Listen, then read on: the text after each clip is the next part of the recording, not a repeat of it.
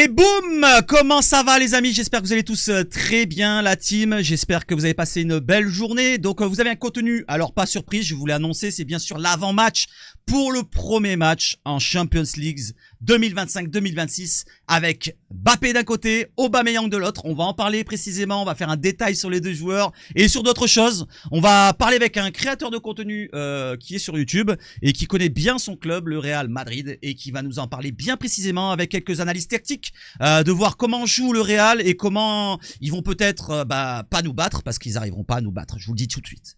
Allez, on y va sur quoi? On va sur l'introduction très très courte. Let's go, cacao, c'est parti.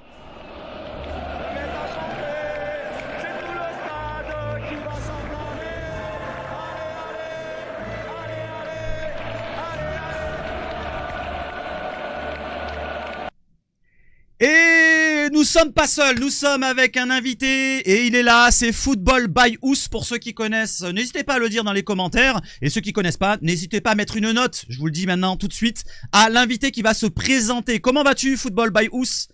Peux-tu te présenter? Merci. Écoute Seb, ça va extrêmement bien. Merci beaucoup pour ton invitation. Premièrement, ça fait extrêmement plaisir de venir discuter tout d'abord de football, mais alors de Ligue des Champions et en plus entre le Real Madrid et l'Olympique de Marseille.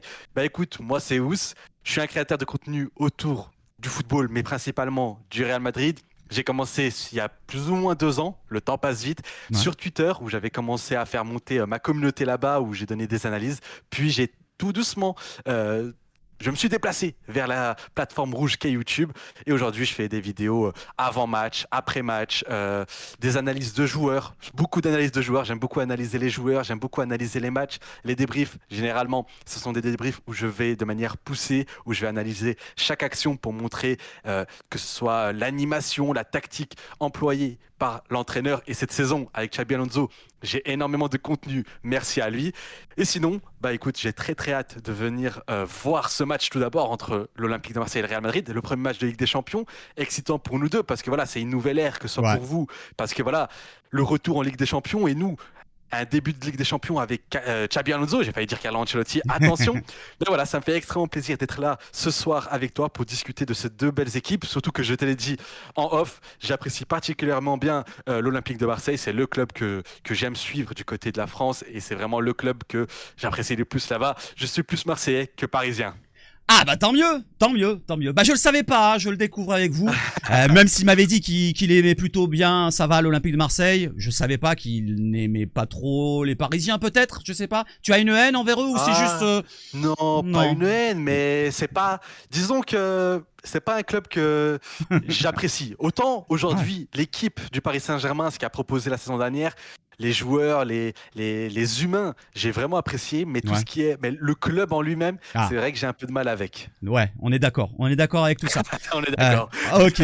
Alors, j'ai présenté ta chaîne. Donc, est-ce que tu as un autre projet à l'avenir? Peut-être Twitch, autre chose, non? À l'avenir, peut-être Twitch. Effectivement, je vais me lancer dans les lives. J'avais déjà fait des lives sur YouTube, mais c'est vrai que je vais peut-être me déplacer sur Twitch. Mais sinon, vous pouvez me retrouver sur YouTube avant les matchs où je donne mon 11 idéal, après les matchs où je donne des analyses, ou ensuite, dans la semaine, j'analyse les hommes forts de la rencontre. Ici, j'avais parlé par exemple du retour de Jude Bellingham, j'avais parlé des jeunes du Real Madrid. J'aime beaucoup aussi parler des pépites du football en général. J'ai parlé d'Estevao, j'avais parlé de Palmer, j'aime parler des transferts. Bref, tout ce qui est analyse de foot pur. Si vous avez 15 minutes, 20 minutes à tuer, je suis la chaîne qu'il vous faut. Et surtout, si vous aimez le Real Madrid. Franchement, je te le dis comme ça, je le dis à tout le monde, je ne suis pas le Real comme un spécialiste. J'ai regardé ton contenu pour vraiment découvrir comment tu traitais la chose. Et j'ai bien aimé tes analyses tactiques d'après-match. C'était contre... pas le dernier, l'avant-dernier que tu avais fait, c'était contre Majorque? Non, je sais pas. Majorque. J'ai bien aimé. Alors celui de ce matin, j'ai pas eu le temps de le voir. Je le regarderai même après, tiens. Juste après le contenu qu'on fait ensemble maintenant. Je le regarderai. Donc n'hésitez pas à donner de la force pour ceux qui veulent sur le football espagnol et principalement du Real. Allez-y, c'est du bonbon, c'est sucré. Merci, merci Seb. Allez, en parlant de sucré ou salé, alors les supporters olympiens se déplacent à plus de 4000. Bon, 4000 c'est un chiffre rond, mais ça sera peut-être plus 4002, 4003. Qui vont faire le déplacement à Madrid ce mardi. Une dizaine de bus et minibus partiront de Marseille, sans compter tous ceux qui se déplacent en voiture et en avion. La police locale serait sur le qui-vive, les supporters de l'OM ayant une mauvaise réputation en Espagne. J'avais vu qu'il y avait un arrêté du ministère espagnol de Madrid, je sais pas comment on l'appelle, mais bon, là-bas, comme quoi, il faudra surveiller ce match-là qui est sous tension. Et à rajouter à ça, voilà, on vient d'en parler en privé tout à l'heure, juste avant, il y a d'autres personnes qui veulent se mêler un petit peu à la bagarre. C'est les Lyonnais, qui ont rien à foutre du côté de Madrid, parce que ils ne jouent pas en Champions League, hein. Salut les Lyonnais. Et ils vont se déplacer.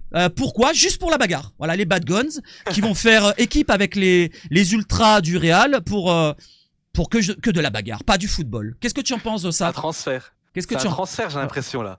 C'est un transfert, non, en vrai, c'est triste, ça fait mal au football parce que c'est pas ce qu'on veut voir. En fait, c'est la scène. Quand tu m'as parlé de ça, je me suis dit mais qu'est-ce que c'est que ça encore? Comment un club qui n'a rien à voir avec la compétition, qui n'a rien à voir avec le club, va se déplacer, perdre de l'argent, du temps pour aller faire tout sauf quelque chose de constructif.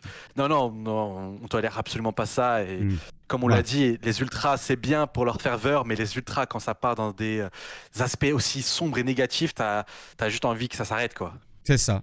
Un mauvais coup est vite arrivé, les amis. Alors ne prenez pas de risques. Je parle aux Marseillais, je parle à n'importe qui, même aux supporters ultra même. Je les défends pas, mais juste à vous dire que un mauvais coup est arrivé. Tu te crois supérieur, mais il y a 10 personnes dans ton dos, ils te donnent un coup de barre de fer dans la tronche, t'es fini, t'es mort.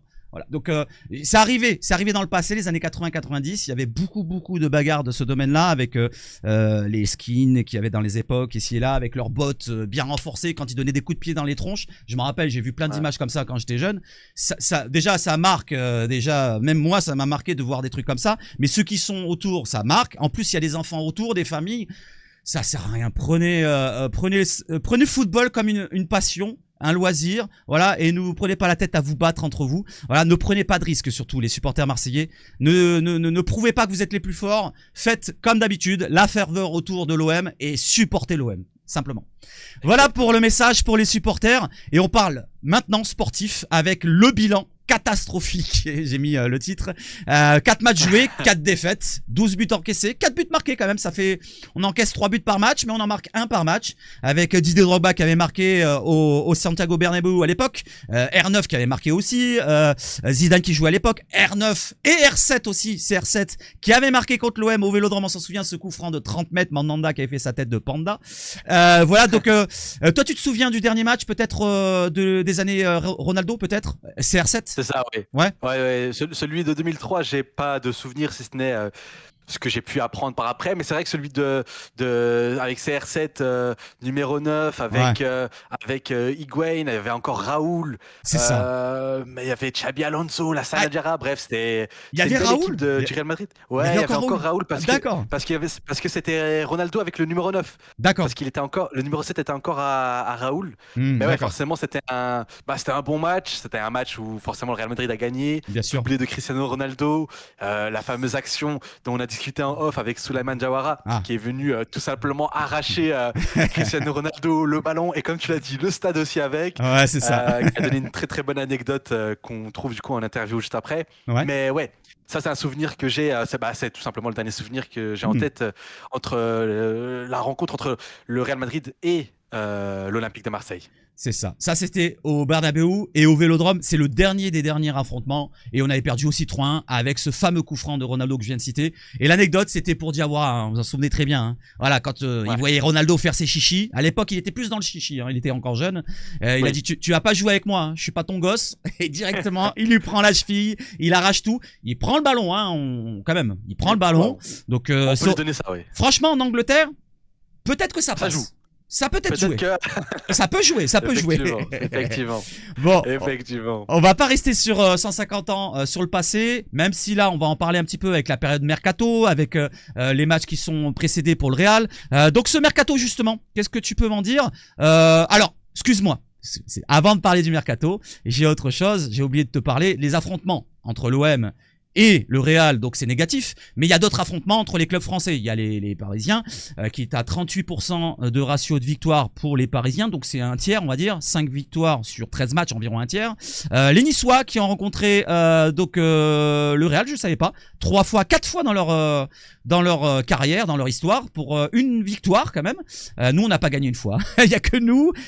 Auxerre aussi, qui avait perdu 2 fois sur 2. Reims aussi 2 fois sur 2, et c'était même en finale de la Champions League en 50.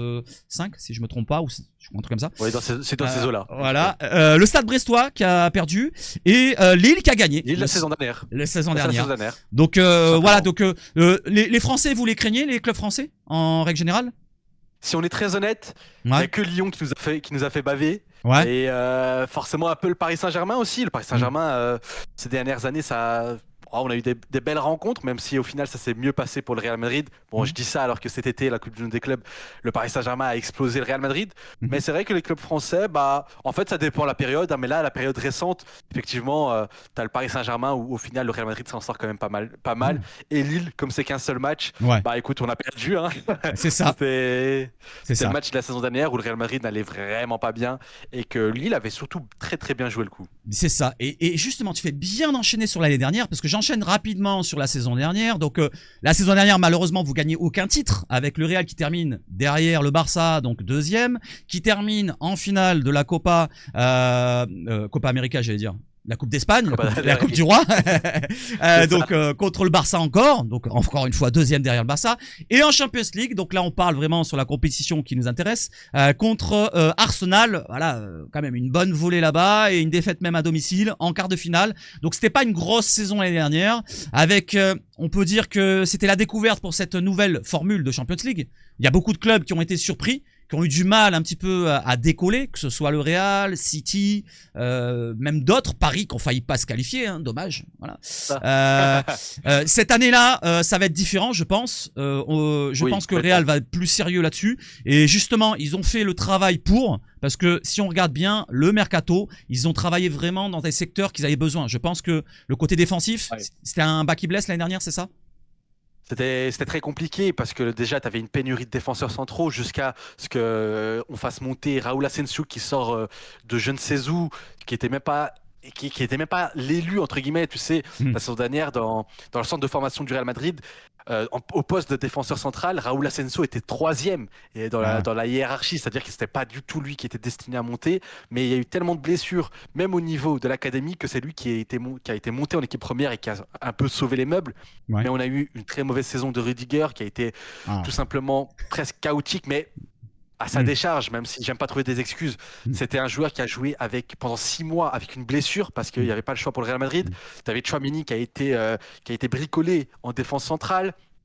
Tu avais les croisés de Eder Militao, tu avais Alaba qui revenait pas de sa blessure et qui est revenu avec un niveau tout simplement chaotique. Donc tout simplement, tu devais te renforcer lors de l'intersaison.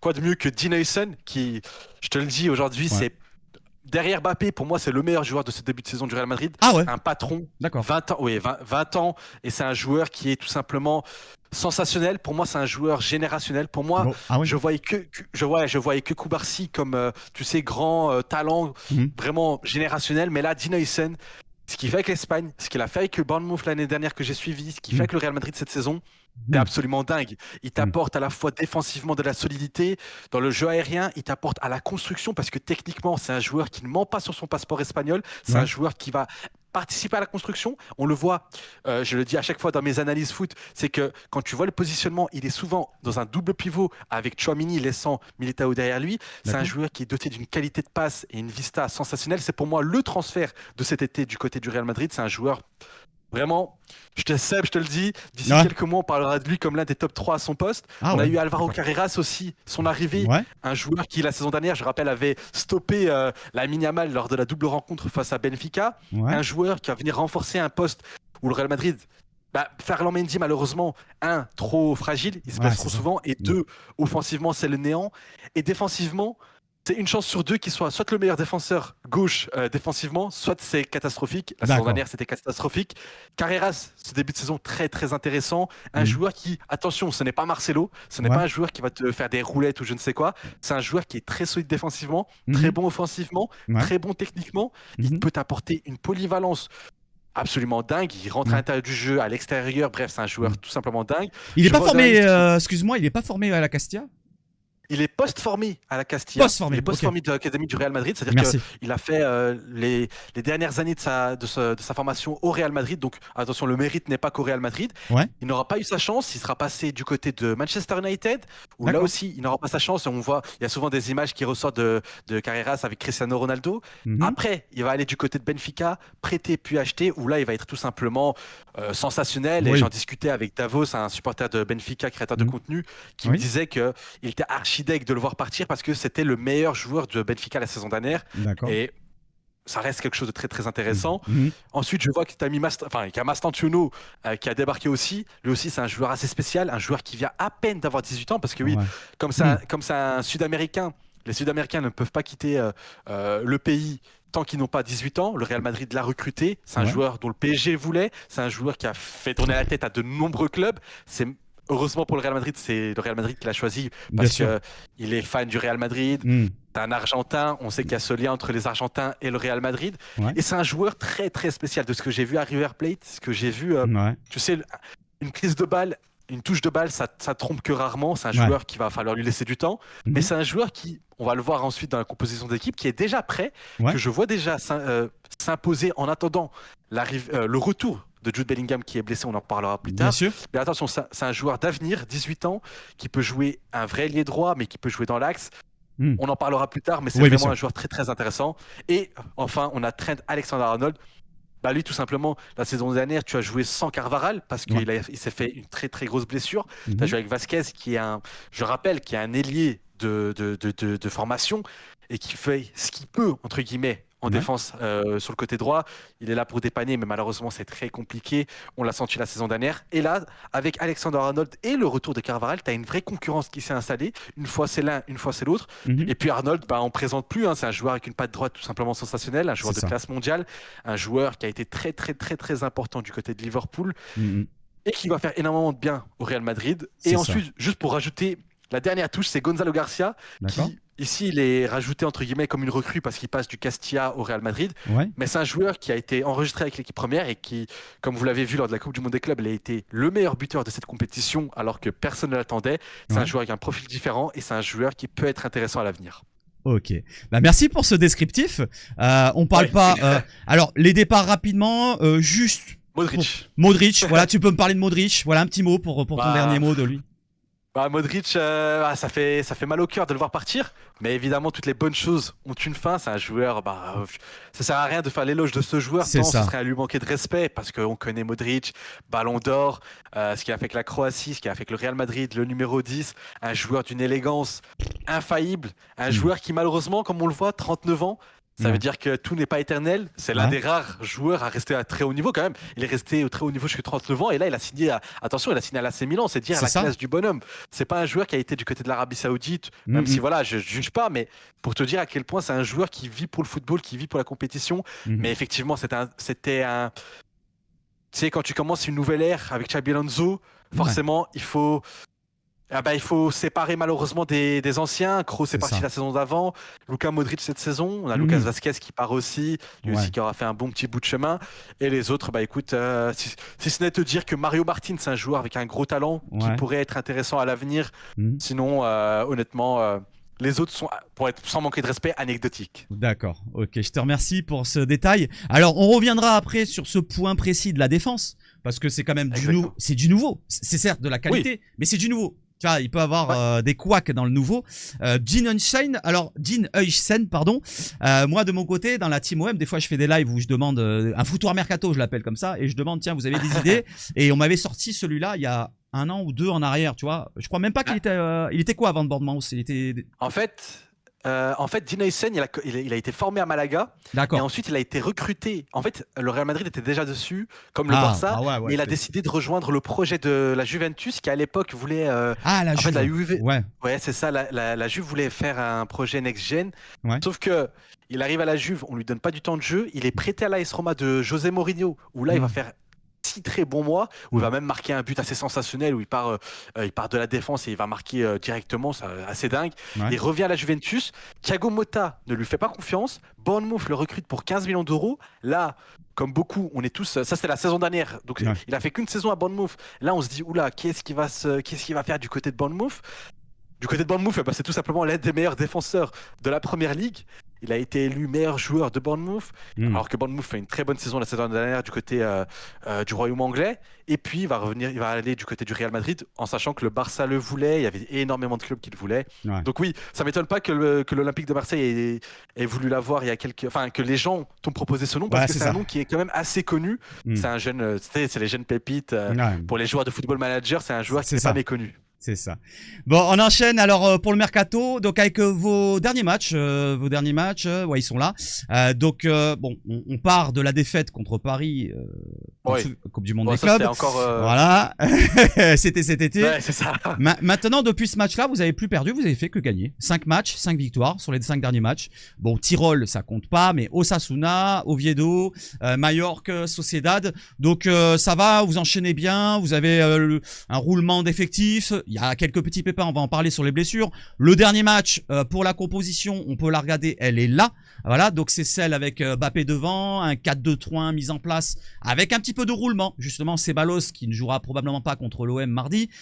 Diaz, il y a un doute aussi sur Brahim Diaz, je pense. Je pense pas qu'il va... Carvaral, peut-être degré moindre aussi, je pense pas. Peut-être. C'est la seule inconnue, c'est la véritable inconnue de cette composition, c'est Carvaral ou Trent. Voilà. Après, ça sera le reste, à peu près le même effectif sur le terrain, avec des absences. Tu peux me parler des absences? Est-ce qu'on a le chiffre et les bons joueurs? C'est-à-dire, est-ce qu'il y a Rudiger, Camavinga, Hendrik, Ferland Mendy et Jude Bellingham qui sont absents? C'est ça. Ouais. Rudiger qui reviendra, qui vient de se blesser à l'entraînement, il a pris 3 mois. Ouais. Camavinga et Hendrik et Jude Bellingham sont sur le retour. D'accord. Là, ça devrait arriver d'ici peu. Ouais. Et Ferland Mendy qui, ça doit arriver aussi. Donc, mais en tout cas, pour ce match-là face à l'Olympique de Marseille, normalement, il n'y a aucun de ces 5-là qui sera de retour. Et quand bien même il serait là, il ne jouerait que quelques minutes en fin de match. Donc ouais, ce sont des absences sans réel doute. D'accord. Donc dans la compo, ça nous donne celle que tu m'as préparée, qui donnerait plus ou moins comme celle-ci, c'est-à-dire un 4-3-3, 4-2-3-1. Bon, ça dépend, ça bouge beaucoup. Donc Courtois, Militao, Huysen, Carrera. Il y a pas un S? Ah, il y est le S. Il y est le S, mais il est pas mis. Ouais, c'est ça. Trent, donc au milieu, Tchouaméni, Valverde, Arda Güler, Mastantuono et Mbappé et Vinicius. Donc tu penses, ouais, je pense qu'on va partir avec ça. Moi aussi, j'ai imaginé cette compo-là. Donc ça peut... Ouais. On peut avoir un doute sur Trent et comme tu l'as dit tout à l'heure, Carvaral. Voilà. Ouais, et puis après le reste, ça me semble être bon. Hein. Voilà. Peut-être Brahim Diaz, peut-être, non? Brahim Diaz, non, il n'a pas de chance. En fait, le problème, c'est que Brahim Diaz, déjà son dernier match, il est pas bon. À chaque fois qu'il a été titularisé, c'est très compliqué, Brahim Diaz. On n'a pas le Brahim Diaz qu'on a connu lors de la saison 2023-2024 qui marquait son retour, où il était un super sub très très intéressant, où j'avais vraiment apprécié.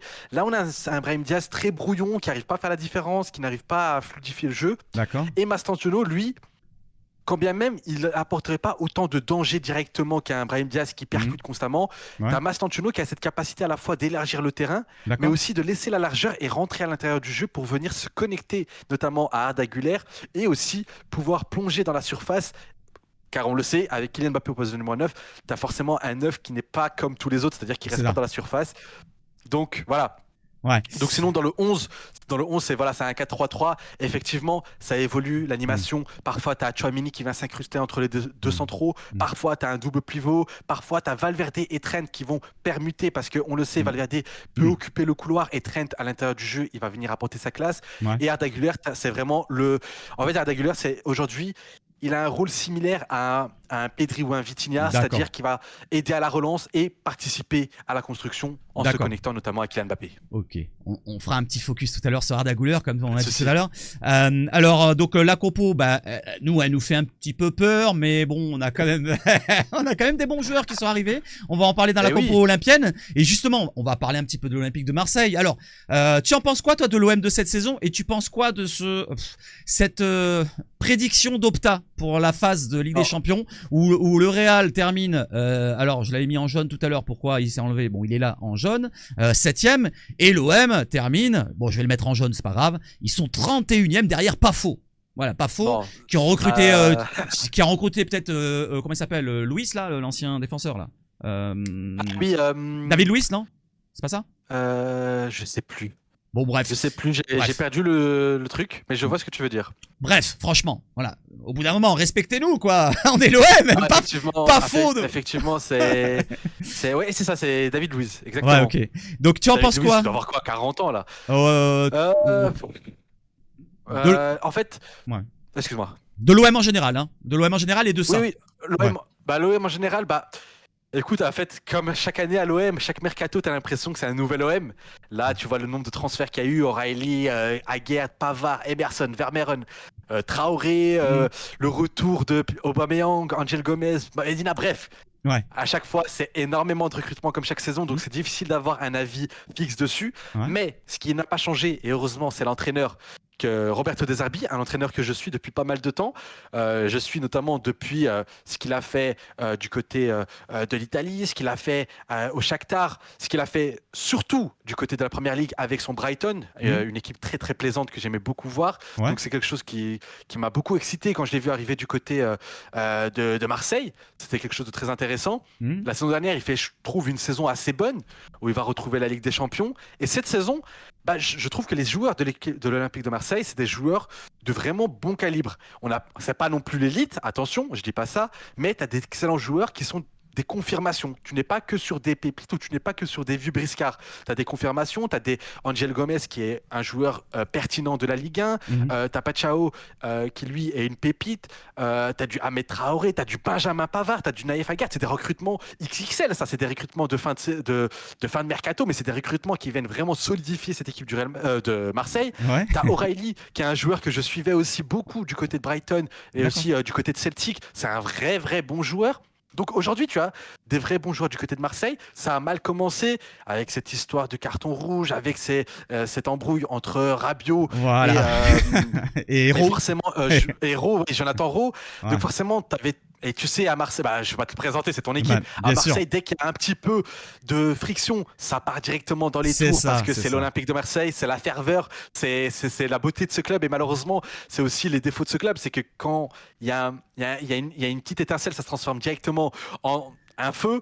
Mais j'ai beaucoup d'espérance en cet Olympique de Marseille. Je pense qu'ils vont trouver leur rythme de croisière. Le seul hic que je trouve à ce Marseille, c'est qu'ils arrivent peut-être trop tôt pour le Real Madrid. Je pense que cette équipe, si on leur avait laissé 3, 4, 5, 10 matchs, je pense qu'elle serait plus rodée parce que là, tu as énormément de nouveaux joueurs qui doivent s'acclimater. Tu n'as pas encore toutes les certitudes. Tu as des joueurs certifiés, c'est-à-dire Benjamin Pavard qui arrive de l'Inter de Milan, qui joue la Ligue des Champions jusqu'à la finale la saison dernière. Tu as Aguerd qui est une vraie valeur sûre. Et moi qui suis belgo-marocain, je te le dis, Aguerd, c'est vraiment un très gros joueur qui avait fait une Coupe du Monde 2022 sensationnelle. Donc voilà, donc ce que je pense de Marseille, c'est que c'est une bonne équipe, c'est une équipe avec un gros potentiel, c'est une équipe qui peut vraiment toucher le gratin. Je pense est-ce qu'ils peuvent gagner la Ligue 1 ? Ça peut paraître compliqué, mais je pense qu'avec ce PSG qui, année 2 de leur Ligue des Champions, ça peut être compliqué. Je pense qu'ils peuvent titiller. En tout cas, pour moi, c'est la meilleure équipe française derrière le Paris Saint-Germain. Et je pense qu'en Ligue des Champions, les voir à la 31e place, c'est pas sérieux parce que, honnêtement, moi, je vois un OM beaucoup plus près qu'un AS Monaco, par exemple. Ouais. Parce que l'AS Monaco, qui a eu un recrutement assez tiède, à la limite, j'aurais échangé. Je ne dis pas que j'aurais vu l'OM dans les 8 premiers. Attention, c'est pas ce que je dis. Mais je voyais l'OM se qualifier. Je ne vois pas l'OM ne pas se qualifier, surtout avec un tel entraîneur, un tel effectif. Voilà. Peut-être que c'est le tirage aussi qui plaît dans la défaveur de l'OM. Bien sûr. Mais moi, je vois cette équipe avec beaucoup de potentiel, un bon niveau, un grand entraîneur, un grand directeur sportif. Et je dis pas ça parce que je suis belgo-marocain. Oui. Même si Mehdi Benassia, c'est un très bon directeur sportif. Voilà, beaucoup de potentiel, beaucoup d'attentes envers cette équipe. D'accord, je te remercie. Alors, juste pour le petit point du début, quand tu m'as dit la stabilité, on a beaucoup changé. Oui, dans les années précédentes, je suis d'accord. Là, sur le projet de Zerbi qui a commencé l'année dernière, on commence sur une première saison où il est obligé de mettre sa patte, de vraiment chambouler un petit peu ce qui s'est passé avant et de faire un changement total d'effectifs. L'année dernière, je parle. On a changé pas mal de leaders, on a enlevé les Verretou, on a enlevé tous les joueurs qui ne posaient problème ou pas. Et il a mis un effectif l'année dernière. Il y a eu des joueurs qui n'ont pas convenu, donc on s'en sépare vite fait. Cet été, il a besoin encore de rajouter sa deuxième patte. Et maintenant, on est sur un projet un peu plus stable dans le sens où c'est pas les leaders qui partent. On a quoi comme leader qui est parti ? Voilà, on peut compter Enrique, mais pour moi, il fait pas partie des leaders. C'est un joueur qui a une bonne saison, une seule dans sa carrière, et c'était l'année dernière. Donc, on garde un petit peu d'argent. C'est un beau transfert, ça. Voilà. C'est un très beau transfert. On récupère de l'argent. Voilà, ça nous permet de faire un petit transfert tranquille et recruter derrière un supérieur à son poste, c'est-à-dire Peixao qui a déjà prouvé en Ligue des Champions. Si tu regardes le reste, il n'y a pas vraiment de cadre, à part l'histoire Rabiot. C'est vraiment le petit point défaillant de ce mercato. Si tu enlèves ce point-là, il n'y a rien d'autre. À part Rongier. Allez, Rongier pour ceux qui l'aiment. Mais moi, Rongier, pour moi, il a passé ses années à l'OM. Il a passé 5-6 ans. C'est bon, on a vu son niveau. En Ligue des Champions, on a vu qu'il n'atteignait pas un niveau super élevé. Donc, pour moi, on est dans la stabilité, même s'il y a beaucoup de mouvements. Tu vois, on a rajouté de la quantité. Ouais. On a rajouté de la quantité en qualité. Parce qu'on avait de la quantité par le passé, mais c'était des joueurs... Voilà, si je te cite, je sais pas moi, Onana par exemple, des joueurs comme ça, tu vois, c'est bien gentil, c'est sympa pour la Ligue 1 à la limite. Mais quand tu vas dans un niveau Ligue des Champions, il nous faut, voilà, donc tu as un Aubameyang titulaire, bah Gouiri s'il est sur le banc, et ben s'il a le caractère pour être sur le banc et rentrer et donner tout ce qu'il faut sur le terrain, c'est mieux que d'avoir un Mopé par exemple, tu vois. Je cite un autre joueur. Alors clairement, c'est un meilleur effectif la saison dernière, mais c'est vrai que quand tu vois le nombre d'arrivées, tu peux te dire, ok, il faut que la mayonnaise prenne. Les ingrédients sont excellents, mais il faut que la mayonnaise prenne. C'est juste ça. Bien sûr. C'est cet aspect-là où je mets en avant. Je suis d'accord, mais de votre côté aussi pour la défense. Parce que j'ai bien regardé que si vous regardez bien, la défense du Real, c'est 3 nouveaux joueurs sur 4. Oui, mais... Oui, ça c'est complètement... Et heureusement, pour le coup, ça se passe très très bien parce que là, il y a eu 4 matchs de Liga par exemple. Il y a eu 4 matchs de Liga, 2 buts encaissés, et les 2 buts encaissés, ce sont des coups de pied arrêtés. Un penalty et un corner. Donc, effectivement, attention, je dis pas que la défense, elle est solide au maximum, mais c'est vrai que ça part très très bien parce que tu pars avec des...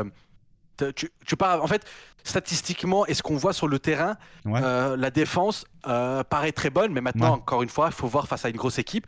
D'ailleurs, Marseille est l'un des premiers tests de Xabi Alonso. C'est pour ça qu'il va prendre le match très au sérieux. D'accord. Bon, on va enchaîner. Donc Marseille, tu en as parlé en bien, ça va, tu les vois se qualifier. Est-ce que lui en parle en bien? Kylian Mbappé qui a parlé du côté de Téléfoot ce matin, il nous a dit jouer contre Marseille va me rappeler de bons souvenirs. On fera un focus après sur ses stats. Je l'espère. Ils ont un nouveau projet avec Mehdi, c'est un ami. C'est cool de retrouver des équipes françaises en plus au Bernabeu. Ça va être un match sympa. Ça fait longtemps qu'ils n'ont pas connu la Ligue des Champions. Bon, ça c'est la petite pique à la fin. Oui, ça fait longtemps, ça fait que 2-3 ans, ça va non plus, ça fait pas 15 ans. En vrai, oui, ça fait pas tant que ça. Voilà, ça fait pas tant que ça non plus. Y en a un qui a répondu derrière, c'est De Zerbi. On ne va pas à Madrid pour se promener. On doit avoir des ambitions tout en gardant en tête que le Real est une des meilleures équipes du monde. Oui, en ce moment, c'est une des meilleures équipes du monde. C'est l'équipe légende pour moi du monde. Voilà, c'est l'équipe qui a le plus de trophées européens. Ils se permettent même, j'ai remarqué sur Transfermarkt, pour ceux qui n'ont pas remarqué, vous avez la ligne palmarès sur Transfermarkt. Vous voyez ceux qui ont une Ligue des Champions, 2 Ligues des Champions, 3 Ligues des Champions par exemple, ils mettent juste un trophée. Eux, ils en ont 15 qui séparent la Coupe des clubs champions de la Ligue des Champions. Ils en ont 6 d'un côté et 9 de l'autre. J'ai remarqué ça tout à l'heure. Voilà, donc pour vous montrer quand même, c'est le club européen, voilà, en parlant de Coupe d'Europe, en Ligue des Champions, c'est leur coupe, c'est leur compétition. Donc on enchaîne maintenant avec la composition de l'OM et les 2 compositions face à face. D'abord avec les absences du côté marseillais, Amine Gouiri qui a subi une luxation, on l'a vu avec son choc face à Lorient et Bamo Maïté qui lui rentre dedans. Je sais pas si tu as vu ce choc-là, tu l'as vu ou pas? Ouais, je l'ai vu. Ouais. C'est quand même assez violent. Donc il a été touché à la mâchoire, mais apparemment c'est une luxation de l'épaule. Donc le joueur ressent encore quelques douleurs. Rien n'est encore décidé pour mardi, mais le club ne prendra aucun risque vu le calendrier chargé qu'il attend. Je pense qu'il sera pas là. Par contre, il y en a un autre qui sera là. Ça sera Kondogbia. Alors, Kondogbia, est-ce qu'il sera titulaire ou pas? Là, c'est la question qu'on peut se poser. Parce que là, il a fait un très bon match contre Lorient. Bon, c'est Lorient. Promis initialement une stature de doublure, Geoffrey Kondogbia bénéficie aujourd'hui d'un très gros crédit auprès du staff qui apprécie son calme et son profil athlétique. Et justement, on va peut-être chercher ce côté athlétique pour un petit peu compenser le côté technique qui est supérieur du côté du Real. Et là, je vais vous montrer justement les compos avec la compo olympienne à gauche, en bleu, qui est vraiment, là, c'est côté sécure. J'ai mis toutes les forces en présence, défensivement parlant, du côté de l'OM, avec un Balerdi capitaine qui revient sur le terrain, donc dans l'axe, Aguerd à sa gauche, du défense à 3 de base et Pavard à sa droite. Murillo qui serait en tant que latéral droit, piston droit, il ferait le couloir et il reviendrait dans le demi-espace comme il l'a fait contre Lorient et contre les autres équipes. Voilà, donc Murillo là. Du côté gauche, on aura Medina par contre, lui il a pas vraiment le même profil. Lui c'est pas un joueur qui va revenir dans le demi-espace pour compenser Aubameyang qui vient sur le côté gauche. Il peut le faire, mais ça sera moindre que au Murillo. C'est pas vraiment son profil. Du côté de devant la défense, nous avons Højbjerg et Kondo pour la caution vraiment physique. Gomez, la caution relais, création. Et c'est là pour lancer un peu Greenwood ou Aubameyang. Voilà un système qui montre un petit peu que là, on sera vraiment dans le côté presque Lorient contre l'OM. Vous voyez ce que je veux dire? On fera presque le bus. Mais on aura quand même des armes pour contrer avec Greenwood la vitesse, Aubameyang qui même s'il a 36 ans, il va encore très vite. L'efficacité des deux joueurs. Donc ça peut faire un truc intéressant. J'ai envie de dire, ça sera probablement pas ça, comme il l'a dit tout à l'heure de Zerbi, ça sera probablement... Alors, je sais pas, franchement, Balerdi, je le vois pas être remplaçant. Donc Balerdi va reprendre sa place et je vois bien Murillo sauter. Même s'il a fait un très gros match. Donc ça sera probablement cette défense à 4, avec Medina à gauche, avec un... Alors Kondo, je sais pas s'il sera aligné, voilà, avec ce milieu-là, mais ça peut, vu la prestation qu'il fait, on peut laisser un Kondo devant la défense. Voilà, on peut l'imaginer. Nadir n'a pas été ouf en tant que numéro 10. Et on peut imaginer comme ça, voilà, ce système-là. Et il faut rajouter bien sûr un ailier gauche.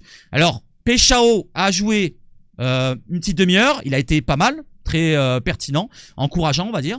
Donc, pourquoi pas commencer la rencontre et sortir la mi-temps ou à la 60e. Voilà ce que j'en pense pour deux compos probables du côté de l'Olympique de Marseille. Maintenant, il va nous parler de sa compo, notre cher invité, le Real. Donc là, j'ai positionné comme tu l'as mis tout à l'heure, si je me trompe pas. Est-ce que tu as des mouvements à faire? Est-ce que tu veux que je fasse à ta place? Non, bah écoute, là c'est la composition que j'attends. Et que je pense que Xabi Alonso va mettre. Comme je l'ai dit, la seule inconnue véritable, c'est est-ce que ça sera Trent ou Carvajal, parce que Carvajal, malgré sa trentaine passée, il continue de faire des bons matchs. Encore une fois, contre la Real Sociedad, il a fait un bon match. Moi, je me dis, est-ce que Trent, qui va arriver frais, qui n'a pas été à la trêve internationale, qui n'a pas été sélectionné, est-ce qu'il va pas être préféré, lui, pour justement... En fait, avec Trent, ce qui peut apporter du côté de l'anglais, c'est sa connexion avec aussi Kylian Mbappé, parce qu'on le voit cette saison, ce qui est différent de la saison dernière, c'est que Kylian Mbappé prend la profondeur. Kylian Mbappé attaque l'espace. Et quand on sait que l'Olympique de Marseille est une équipe qui...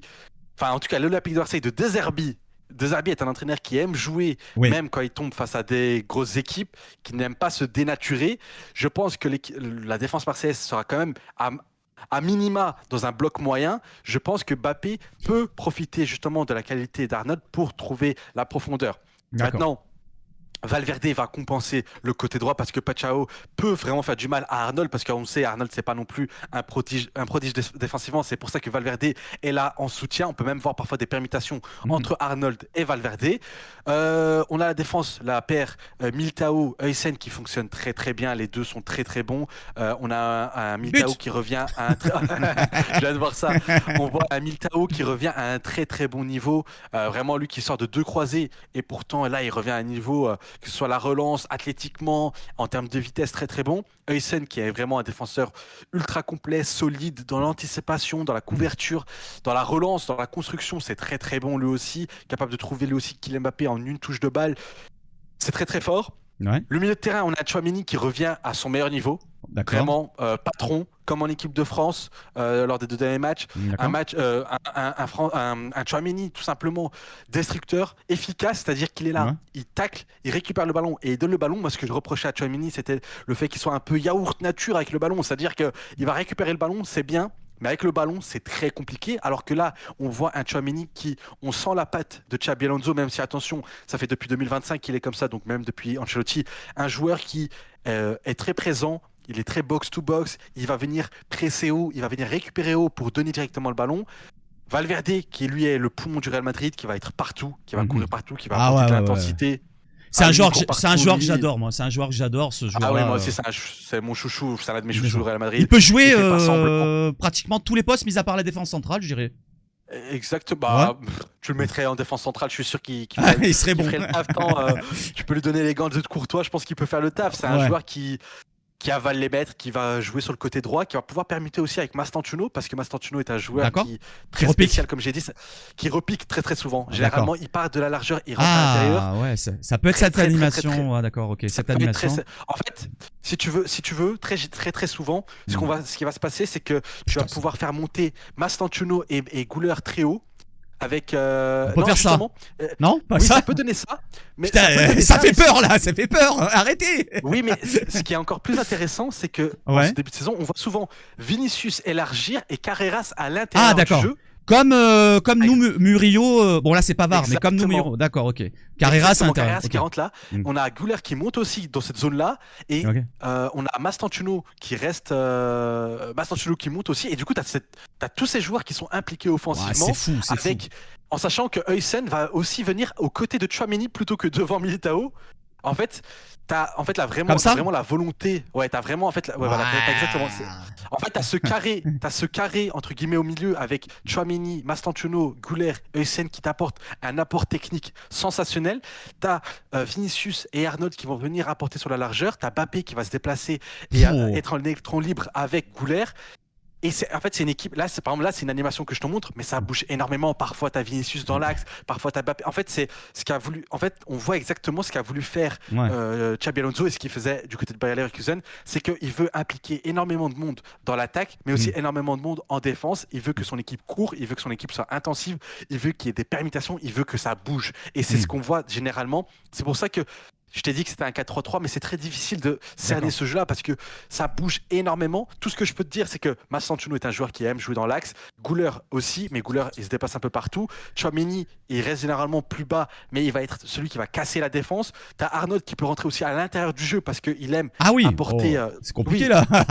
C'est très compliqué. C'est pour ça que c'est... En fait, c'est comme le jeu... Tu sais, c'est comme quand tu essaies d'analyser le PSG de Luis Enrique, c'est un PSG où t'as Dembélé dans l'axe, mais qui va à droite, qui va à gauche. Ça va dans tous les sens, mais du coup, voilà, c'est cette composition d'équipe que j'imagine, et on parlera ensuite des clés de ce match. Mais bon, voilà, c'est vrai que c'est l'équipe titulaire.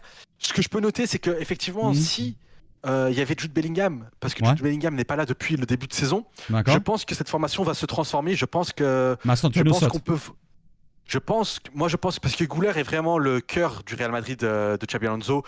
Tu vois souvent sur le côté Xabi Alonso qui demande aux joueurs, faites la passe faites passer le ballon par Arda Güler. Tous les ballons passent généralement par lui. Et en fait, je pense que soit le Real Madrid passera avec une attaque à 2 et Bellingham juste derrière. Comme ça, peut-être. Ou non, peut-être. Ça peut fonctionner aussi en termes d'animation, mais je pense qu'au final, Xabi Alonso va partir sur une attaque à 2 avec Bellingham.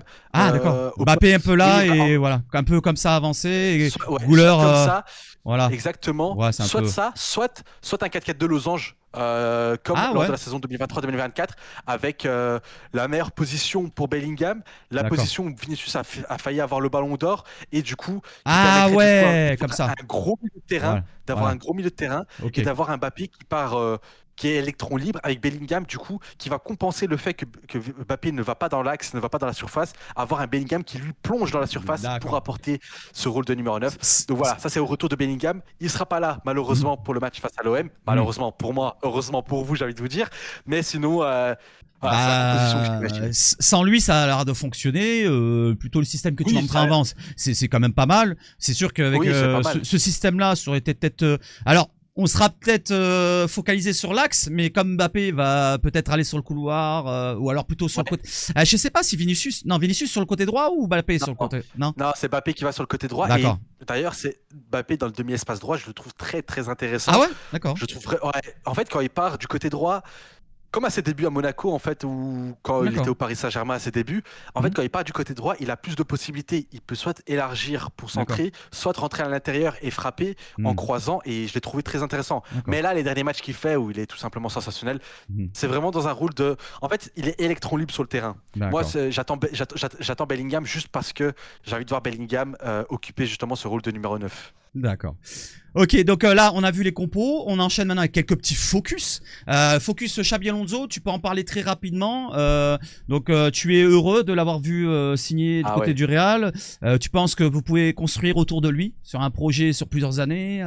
Qu'est-ce qu'il apporte de différent pour l'instant? Alors, le jeu en lui-même, tu en as parlé rapidement. Il va apporter beaucoup de choses différentes des années précédentes. Qu'est-ce qu'il va apporter de plus par rapport à Ancelotti? Le pressing. Le pressing, c'est le truc qu'on voit le plus. On voit que tout le monde est impliqué. L'intensité, les mouvements, la permutation. Tu sais, Ancelotti, c'était quelqu'un qui donnait énormément de liberté. Et c'était même un excès de liberté qui faisait que les joueurs étaient un peu perdus sur le terrain quand ça allait mal. Là, tu as l'impression qu'il y a un collectif, il y a un schéma. Ils ont leur liberté, mais il y a un truc. Chacun sait où se placer, chacun sait où apporter du danger. Et ça, en fait, on voit déjà la patte de Xabi Alonso, notamment par les déplacements de Arda Güler, des latéraux qui rentrent à l'intérieur du jeu ou qui viennent élargir. L'intensité, c'est le pressing. Comme en fait, énormément de buts cette saison sont arrivés dû à un gros pressing. C'est vraiment le truc qui a changé par rapport à la saison dernière. Le Real Madrid est devenu une équipe moderne, c'est-à-dire une équipe qui transpire sur le terrain, qui va presser. La nouvelle génération des coachs, c'est-à-dire que Ancelotti est basé sur l'ancienne génération, même s'il a quand même des bons préceptes d'une nouvelle génération. Mais il faut passer le flambeau. Donc j'ai envie de dire Xabi Alonso. Et il y a d'autres nouveaux. C'est comme le petit jeune Massantuano. Donc on en a parlé rapidement. Il est talentueux. Donc c'est ses débuts en Ligue des Champions. C'est pour ça que j'ai voulu en parler rapidement. Est-ce que ça sera pas un match trop élevé pour lui en termes de pression, de ci de là? Qu'est-ce que tu en penses de ça? Est-ce qu'il va l'encaisser, ça?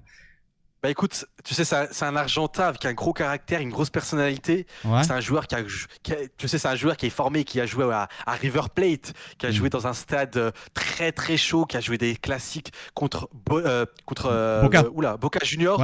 Il a marqué un coup franc contre Boca Junior. C'est un joueur qui est habitué à la très très grosse pression. C'est un joueur qui, tu le sens, c'est un joueur spécial.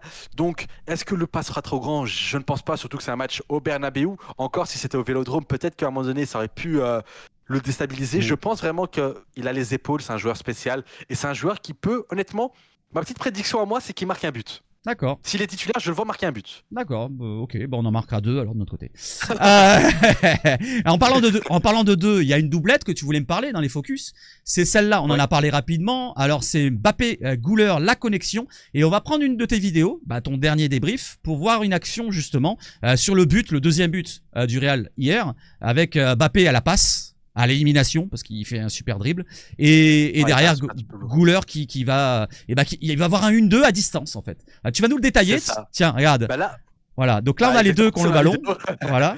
C'est ça. En fait là, on a Arda Güler qui a le ballon et il y a directement le coup d'œil entre Mbappé et Arda Güler. On voit bien que si Arda Güler donne le ballon là maintenant tout de suite à Mbappé, ça va être compliqué parce que ça va juste l'enfermer. Qu'est-ce qui va se passer, c'est que Mbappé va faire un excellent appel à l'extérieur. On aurait pu croire que ça aurait pu être une mauvaise passe entre guillemets, mais non. Parce que là, il y a une très bonne passe d'Arda Güler vers Mbappé. On a très souvent vu ça en ce début de saison. Mbappé qui va réceptionner le ballon parce que très rapide, très vif en ce début de saison. Il est très en jambes, vraiment très très bon et très pertinent, très fluide. Il a une accélération cette saison. Il est revenu l'un des joueurs les plus rapides du monde comme on l'a connu. Là, il va prendre le ballon, il va éliminer son vis-à-vis. Là, ce qu'on peut signaler, c'est que dans la surface, comme tu peux le voir, le gros point faible entre guillemets sur Real Madrid, c'est que Mbappé dézone énormément. Vinicius, il est statique sur le côté gauche, il sert à rien. Il n'y a personne dans la surface. Mais l'intelligence de jeu d'Arda Güler fait qu'il va rentrer dans la surface. Il va savoir que son coéquipier Mbappé va éliminer. Il va passer devant son défenseur. Mbappé, quand il passe devant le défenseur, qui rentre dans la surface, c'est soit penalty, c'est soit une grosse occasion dangereuse. Là, il va rentrer dans la surface. L'intelligence d'Arda Güler de suivre l'action. Même s'il n'y a personne, c'est lui qui va occuper entre guillemets ce rôle de renard de la surface. Il va venir bien se positionner. Mbappé va rentrer dans la surface. Là, j'avais mis en avant le fait que Vinicius était tout seul. Et là, qu'est-ce qui va se passer? Mbappé rentre dans la surface. Il va trouver qui? Arda Güler, le but. Arda Güler qui initie l'action. Mbappé qui va être à la passe. Arda Güler qui marque le but. Le duo qui ne cesse d'impressionner en ce début de saison. Si je peux donner une petite statistique, en Liga, ce sont les deux joueurs qui ont créé le plus d'occasions du côté du Real Madrid. 14 occasions créées chacun. Ce sont deux joueurs qui se trouvent les yeux fermés. Le timing est excellent entre les deux. Tu sens que ce sont deux joueurs très complémentaires. Un à la passe, à la vista, le talent brut. L'autre à la finition, dans la prise de profondeur. Tu sens que Xabi Alonso a voulu faire d'Arda Güler, son cœur de jeu, Ouais. et ça se représente très très bien en ce début de saison. Même Mhm. si, attention, on attend encore un peu plus de la part d'Arda Güler, Ouais, mais c'est un talent immense. C'est un joueur qui va d'accord. très vite devenir un taulier, et le duo là, il fonctionne très très bien. Il faudra faire très attention du côté de l'Olympique de Marseille. Ouais, ça te rappelle pas un ancien duo, peut-être dans le passé? Bah forcément, on peut penser forcément à Özil et Cristiano Ronaldo. On peut Voilà, penser même à Benzema, Ronaldo, mais en tout c'est cas, ça ouais, aussi. Özil, Cristiano Ronaldo, ça nous fait penser à ça. Un passeur, Mm. un buteur, forcément, deux joueurs qui s'entendent bien sur le terrain, D'origine turque en forcément. plus pour l'un. D'origine turque, Ouais, c'est pour ça. forcément, les comparaisons avec Özil sont évidentes. Sont évidentes.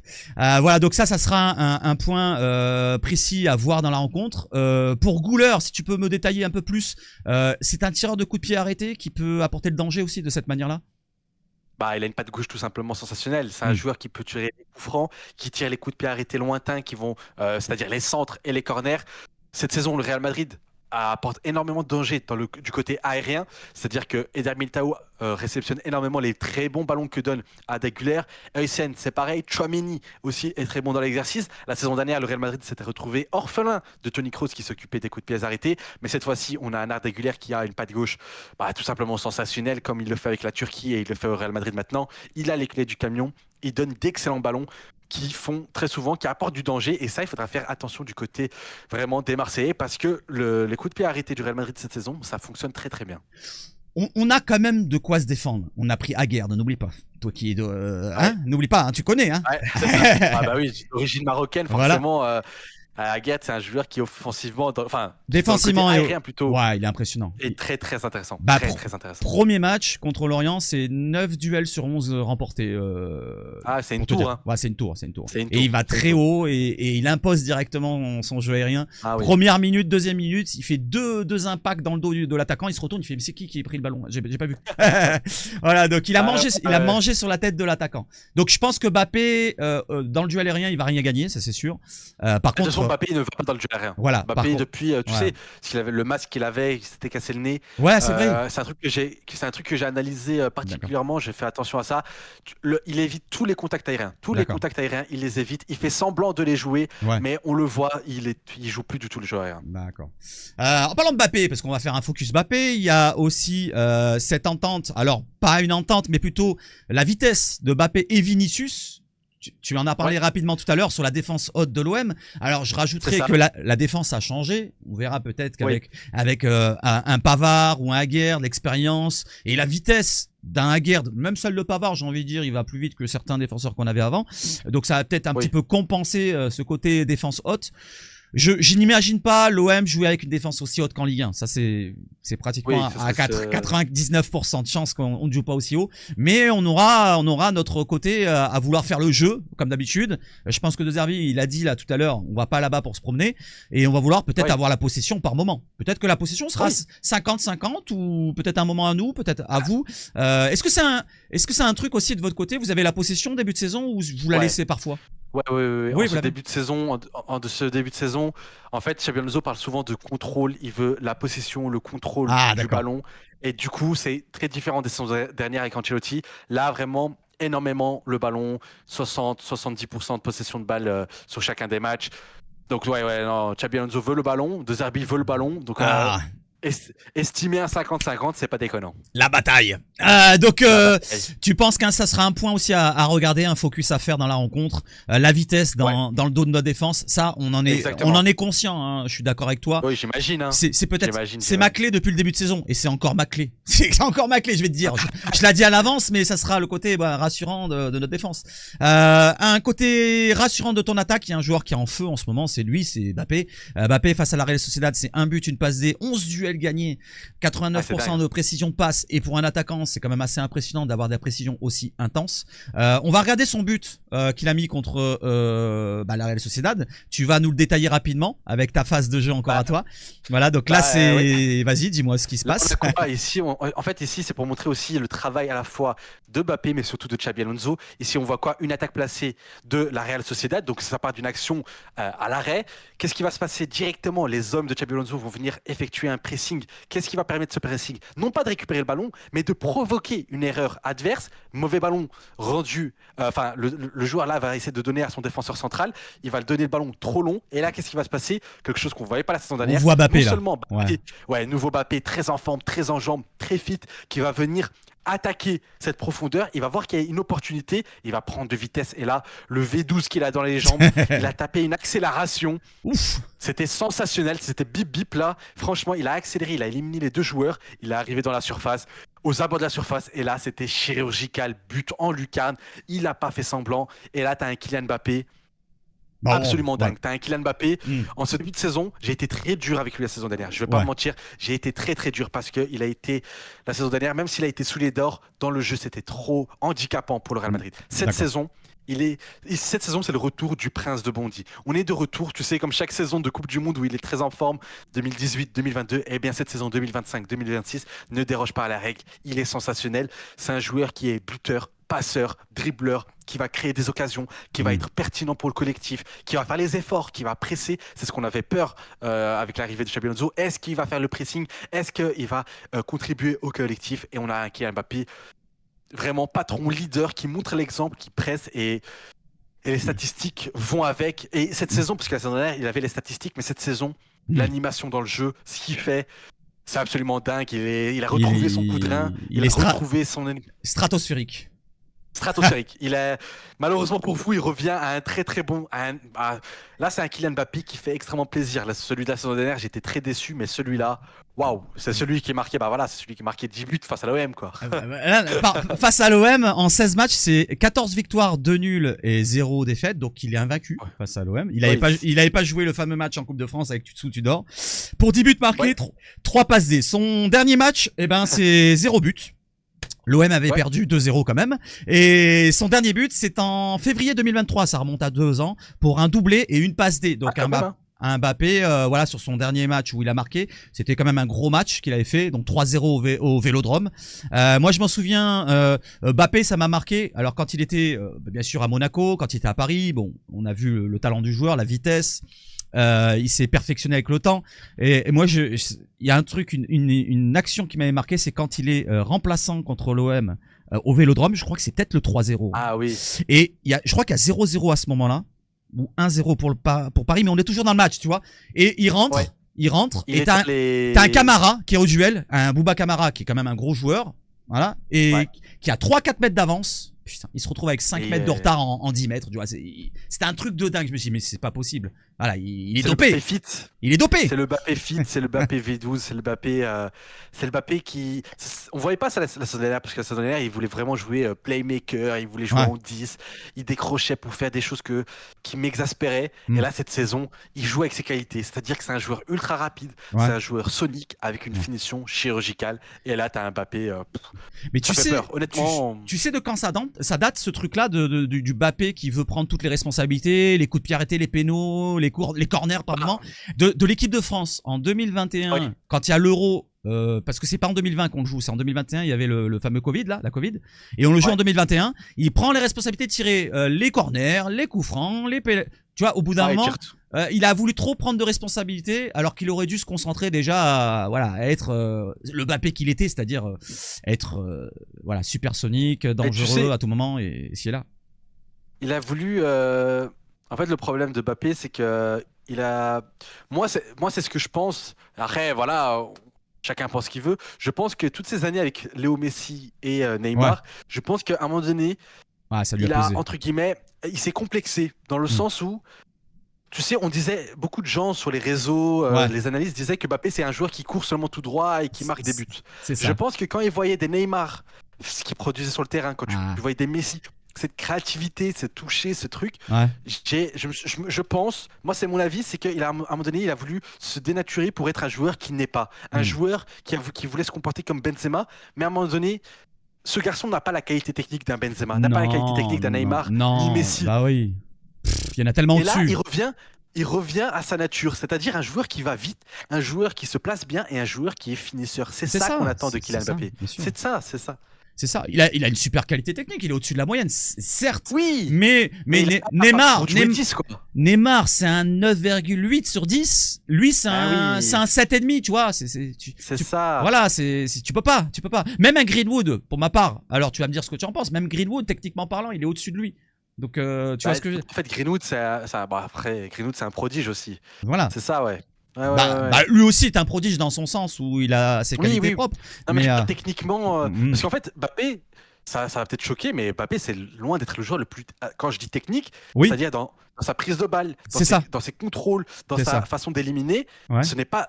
Aujourd'hui, par exemple, au Real Madrid, Arda Güler est un joueur plus technique que Mbappé. Aujourd'hui, tu as des joueurs au Real Madrid qui sont effectivement plus techniques que Mbappé. Rodrigo est un joueur qui plus technique, moins fort, moins talentueux, mais plus technique. Et c'est pas méchant de dire ça, c'est juste que non, c'est la réalité. Factuel. Quand ce ne sont pas tes qualités, laisse ça aux autres. C'est ça. Bah justement, en parlant de technique, alors est-ce que Aubameyang est plus technique que Mbappé? Peut-être aussi. Aubameyang versus le Real. Donc là, on a parlé de Mbappé pendant un moment. Voilà, maintenant passons sur l'OM. Aubameyang versus le Real, c'est 7 matchs pour 2 victoires, 2 nuls, 3 défaites, c'est négatif. Mais c'est quand même 7 buts, 2 passes D. C'est un joueur très efficace. Son dernier match, c'est son dernier match avec le Barça face au Real 4-0.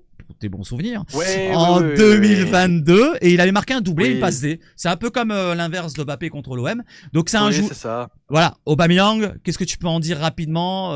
Tu as peur de ce joueur-là ou bon, quand même, tu as une belle équipe, tu vas prendre le dessus normalement, mais c'est un joueur quand même qu'il faut se méfier. Aubameyang, malgré ses 36 ans, voilà, il est encore efficace. C'est un joueur qui est en vrai, Aubameyang, c'est chapeau l'artiste, chapeau le travailleur, parce que à son âge, 36 ans, faire ce qu'il fait du côté de l'Olympique de Marseille, dans une Ligue 1 où on connaît le championnat, c'est-à-dire très physique, etc. Je me dis quand même, waouh, c'est impressionnant. Honnêtement, c'est impressionnant. C'est un jeu. Est-ce qu'il me fait peur? J'ai moins peur de lui que lors de la saison, par exemple, 2022 face au Barça. Mais je sais que c'est un joueur qui apporte du danger. C'est un joueur qui va très très vite encore malgré son âge. C'est un joueur qui va apporter du danger, ça c'est sûr et certain. Donc effectivement, il faudra le surveiller. Et c'est un joueur. Moi, c'est un joueur que j'admire beaucoup parce que c'est un joueur avec une très très belle carrière, avec une vraie éthique de travail. Tu regardes ses interviews, c'est un vrai homme humain. Et quand tu vois les statistiques, de toute façon, les statistiques ne trompent pas. 7 matchs contre le Real Madrid, 7 buts. Il y a très très peu d'attaquants dans l'histoire qui peuvent vraiment se tarder d'avoir un tel ratio. Ouais, c'est vrai. 9 goals assists sur 7 matchs, c'est quand même dingue, faut s'en rendre compte. C'est vrai que c'est quand même impressionnant. Et pour mettre la stat en Coupe d'Europe, il a le record, n'oublions pas, d'Europa League. C'est le buteur le plus statistiquement parlant en termes de buts, qui est au-dessus des autres. Voilà, il a dépassé, je sais plus quel attaquant avant dans le passé. Je crois que c'était Falcao, je crois. Je pensais que c'était Falcao aussi. Non, il a dépassé quand il était avec l'OM où il a fait la grosse saison où on arrive en demi contre l'Atalanta. Ah ben oui, voilà. La grosse saison. Et il fait même partie en une seule saison à l'OM, il fait partie du top 3, je crois, de l'Olympique de Marseille. Il y a Papin qui est loin devant. Il y a Nyang qui est à 1 ou 2 buts derrière Papin. Et lui, il est quand même à 8-10 buts. Mais il est 3e. Tu vois, il est 3e, je crois, dans l'histoire de l'Olympique de Marseille. Donc, moi, j'attends de le voir. Je pensais même que c'était Henrik. Je pensais pas qu'il était meilleur buteur. Et là, c'est. Ouais, je pensais que c'était Larsson aussi. D'accord, ok. Mais après, ça m'étonne pas. Aubameyang, c'est un joueur qui.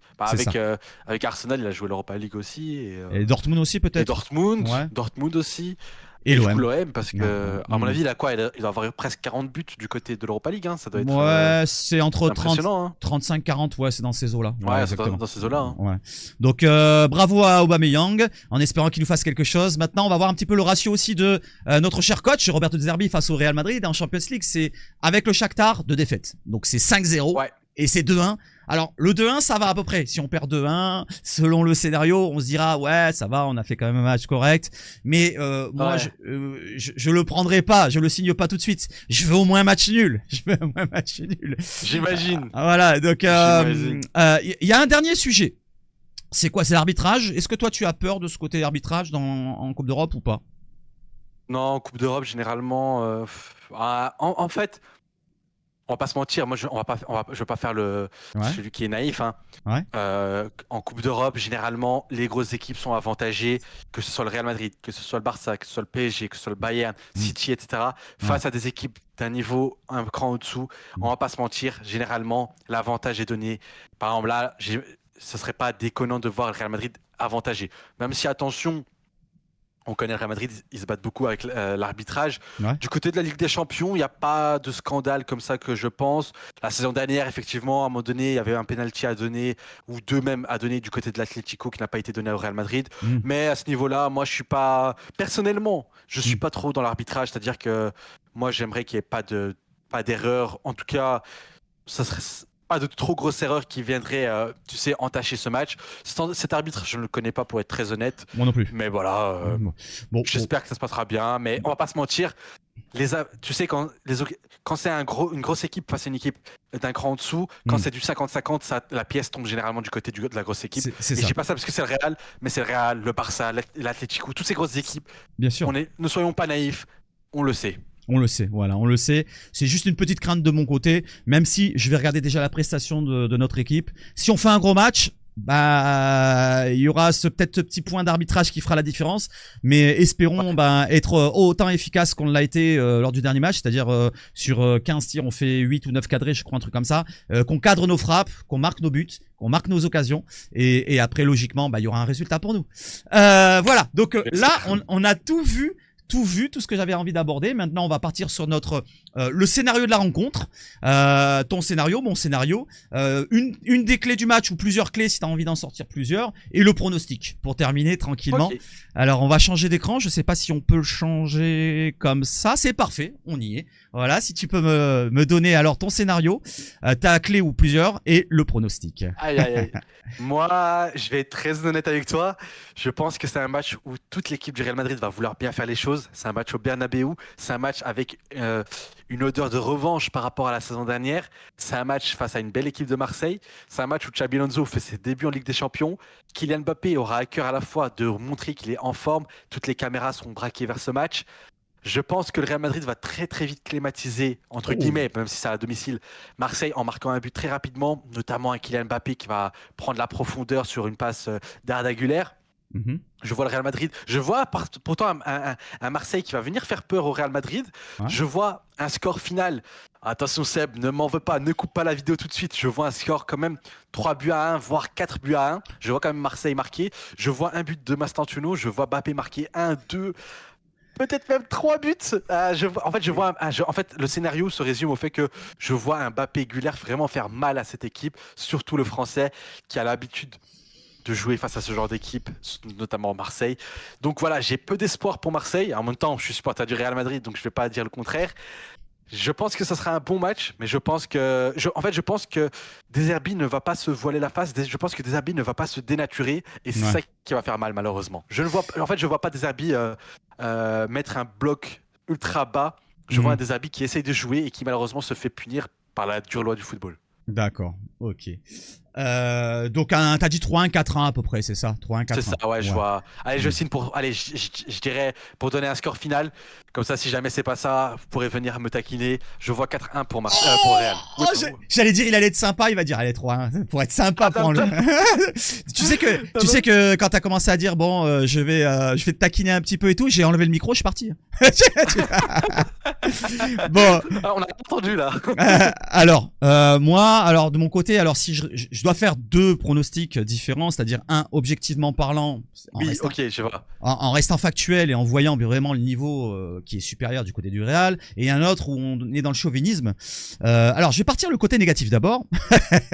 Alors, si on doit partir du côté factuel et objectivement parlant, le Real qui reste sur une lancée positive, c'est-à-dire que des victoires, là, 5 d'affilée, ils ont des joueurs de classe mondiale, voilà, un nouveau coach qui essaye de mettre de l'intensité comme tu l'as dit, il y a de la vitesse. Voilà, de la vitesse qui risque de nous porter préjudice.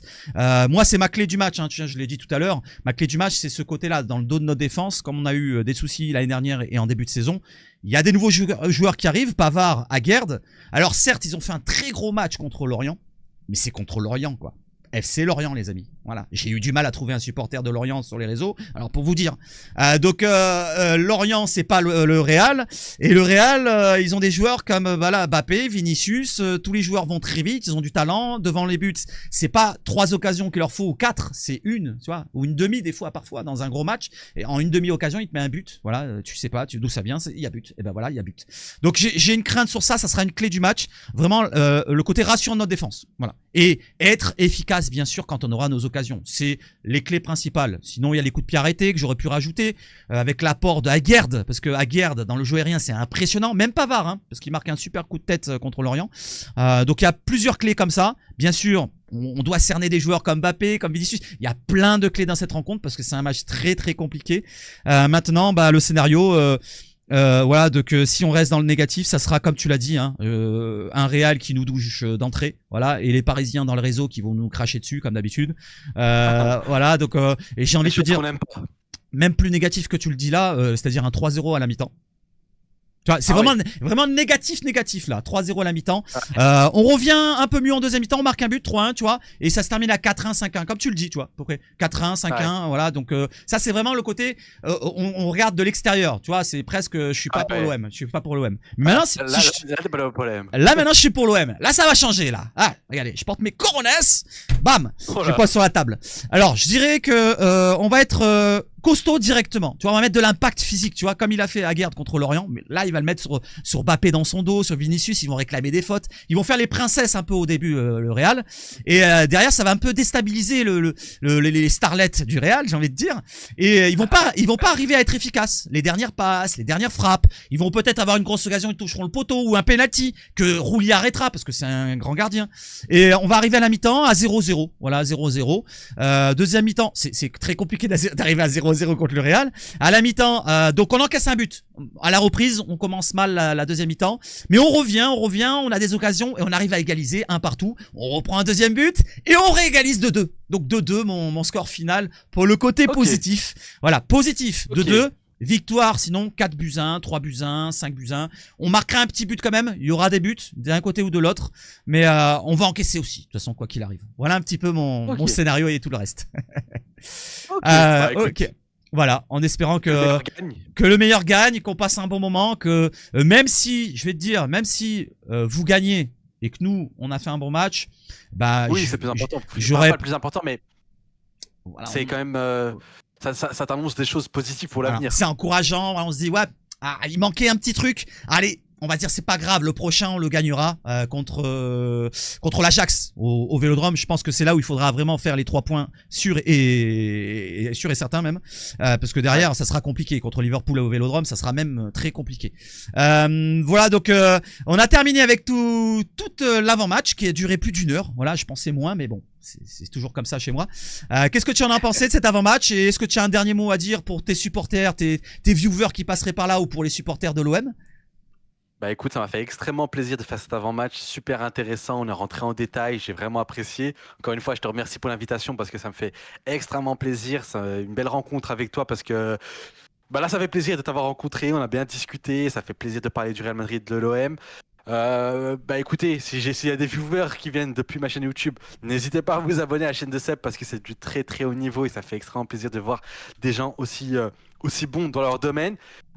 Pour le match, écoute, je te souhaite quand même le meilleur et je te dis que le meilleur gagne, même si effectivement j'espère que le Real Madrid remportera cette rencontre pour bien démarrer cette campagne de Ligue des Champions. Par contre, je souhaite sincèrement que l'OM se qualifie en Ligue des Champions parce qu'il le mérite, c'est un club dont les supporters le méritent, vraiment c'est plus que n'importe qui dans cette structure de l'Olympique de Marseille, c'est les supporters qui le méritent, c'est eux qui souffrent chaque année et c'est eux qui ont le mérite de pouvoir chercher au moins ce top 16 pour aller, c'est 16e de finale pour aller rêver, pourquoi pas.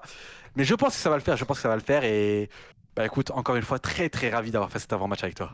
Bah, je te remercie pour ce message bienveillant et plein de gentillesse. Merci à toi. Franchement, très très belle découverte. Hein. Comme je te l'ai dit, j'ai cherché à droite à gauche du contenu sur YouTube et je suis tombé sur ta chaîne et j'ai dit tiens, il est pertinent. En plus, j'ai bien aimé ton élocution, ta façon de parler très posée, très calme.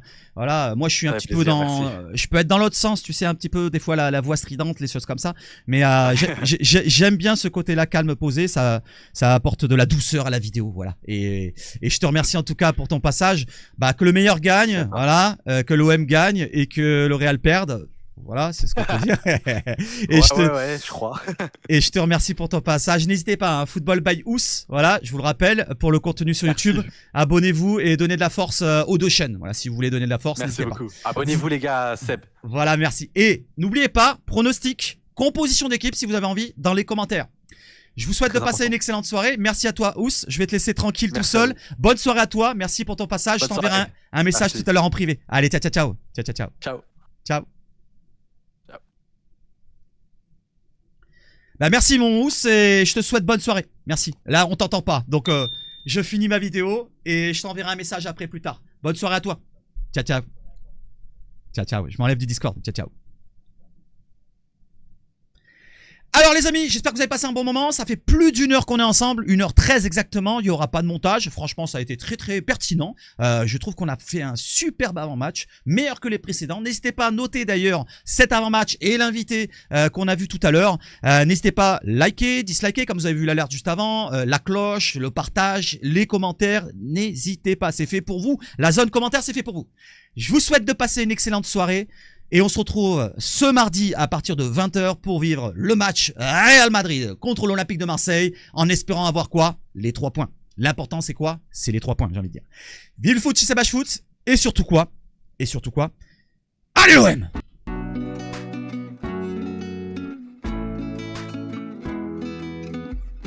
Allez, ciao ciao ciao!